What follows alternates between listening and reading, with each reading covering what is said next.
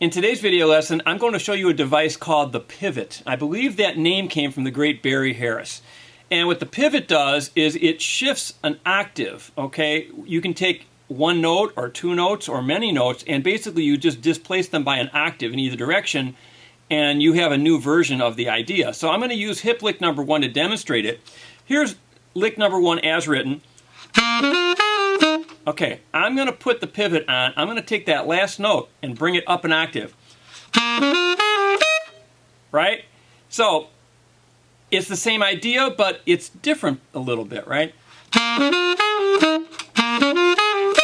Okay?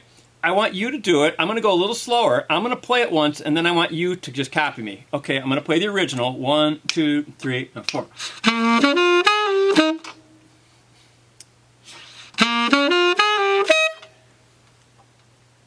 All right, I'm going to shift the pivot point, okay?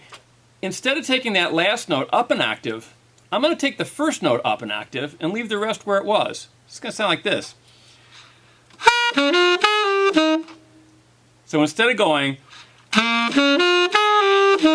we have, okay? Now, not every single one is going to be a gem. You have to try them, and you pick your favorites is the way it works, okay? But it's good to just take any phrase. You can use the hip licks books. You can just use any phrase that you've taken from one of the masters on the recordings or one of your own original phrases, and just try this device. You're going to find that you get all kinds of extra mileage out of the same material by simply using the pivot. Okay, I'm going to do a few more things with lick 1 with the pivot. I'm going to take the first 2 notes and put them up. Okay, compare that to the original.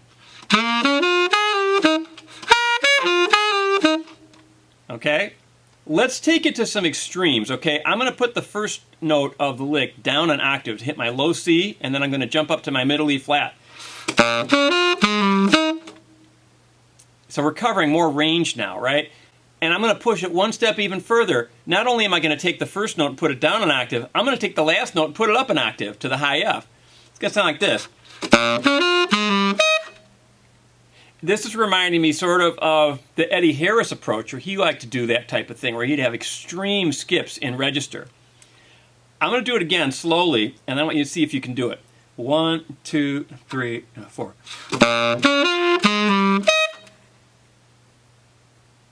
Okay? Are you starting to see how big this thing is? That you can take anything, shift around the octave of any note in the phrase, and it will cause a slightly different version of that phrase.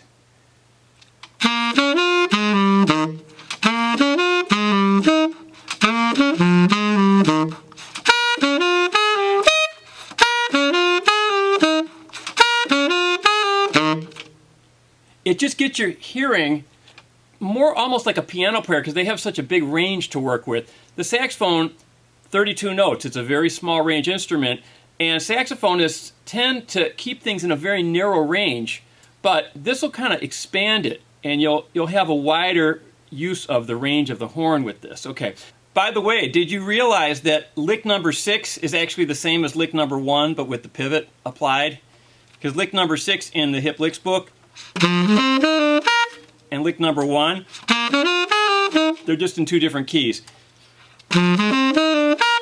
That's lick 6. If I apply the pivot to that, it comes back to lick number 1. So that should give you a good idea of the process to use the pivot. All right, have fun with that, and I'll see you soon.